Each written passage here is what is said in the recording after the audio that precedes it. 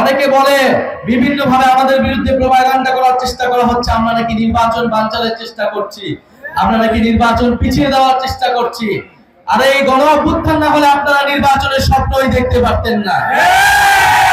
এই গণ অভ্যুত্থান না হলে, যদি কোটা সংস্কার আন্দোলন থেকে আমরা এটাকে গণ অভ্যুত্থানের দিকে নিয়ে যেতাম, সরকার পতনের দিকে নিয়ে যেতাম, তাহলে এই শেখ হাসিনার সরকারের অধীনে আপনারা আরো 4 বছর অপেক্ষা করতেন। বাংলাদেশের মানুষের ভোটাধিকারের জন্য, গণতন্ত্র প্রতিষ্ঠার জন্য কোটা সংস্কার আন্দোলন থেকে এই আন্দোলনকে আমরা গণ অভ্যুত্থানের দিকে নিয়ে গিয়েছিলাম।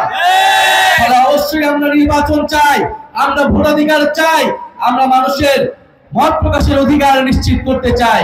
কিন্তু আমরা বলেছি শুধুমাত্র ভোটাধিকারের মাধ্যমে, শুধুমাত্র এক সরকার থেকে আরেক সরকার পরিবর্তনের মাধ্যমে আপনার আমার জীবনের কোনো পরিবর্তন হবে না।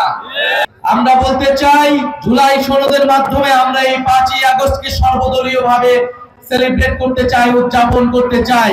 তাই যারা নিজেদের দলীয় স্বার্থে এখনো এই জুলাই সনদে ঐক্যমত হয়নি, তাদের প্রতি আমাদের সাদর আহ্বান থাকবে, জনগণের স্বার্থে, দেশের স্বার্থে আপনারা ঐক্যমত পোষণ করুন।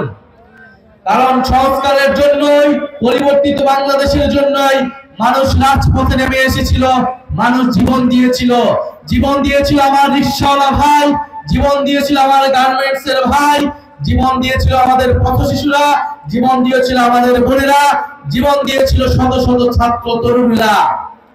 প্রিয় জামালপুরবাসী, এই জামালপুরে একটি একক আধিপত্য তৈরি করা হয়েছিল। জামালপুরে ভিন্ন ভিন্ন রাজনৈতিক দলেরা কথা বলতে পারেনি, জামালপুরে ভিন্ন মত পোষণের কোনো সুযোগ ছিল না। আমরা চাই জামালপুরে যাতে এই ধরনের পরিস্থিতি আবার কখনো না হয়, কিন্তু আমরা সেরকম আলামত বিভিন্ন জায়গায় দেখছি। বলতে গেলে বাংলাদেশের 64টি জেলায় দেখছি তৃণমূলে একটি একক আধিপত্য তৈরি করার চেষ্টা করা হচ্ছে, যেখানে কোনো ধরনের ভিন্ন মত থাকলেই, কোনো ধরনের ভিন্ন মত প্রকাশ করলেই রাজপথে তার বিরোধিতা করা হচ্ছে, ভয়ের সংস্কৃতি তৈরি করা হচ্ছে, এবং মানুষের উপরে ভিন্ন মত যারা তৈরি করছে তাদের বিরুদ্ধে মানুষকে লেলিয়ে দেওয়া হচ্ছে, সন্ত্রাসীদের লেলিয়ে দেওয়া হচ্ছে। আমরা স্পষ্টভাবে বলতে চাই, গণ অভ্যুত্থানের শক্তি এখনো রাজপথে আছে। আমরা গণ অভ্যুত্থানের সময় সম্পূর্ণভাবে সংগঠিত ছিলাম না, আমাদের কোনো রাজনৈতিক দল ছিল না, ফলে আমরা অনেক কিছুই করতে পারি নাই। কিন্তু আমরা সরকারের ভিতরে বাহিরে সর্বাত্মক ভাবে চেষ্টা করেছি এই অন্তর্বর্তী সরকারকে, এই সময়ের রাজনীতিকে গণ অভ্যুত্থানের দিকে ধাবিত করার, এবং আমরা এই চেষ্টা এখনো জারি করে রাখছি। প্রিয় সংগ্রামী জামালপুরবাসী, আর কিছুদিনের মধ্যেই 5ই আগস্ট আসতে যাচ্ছে। আমাদের জুলাই গণ অভ্যুত্থানের 1 বছর পূর্তি হবে। 5ই আগস্টের আগে 3রা আগস্ট আমরা ঢাকায় জড়ো হব।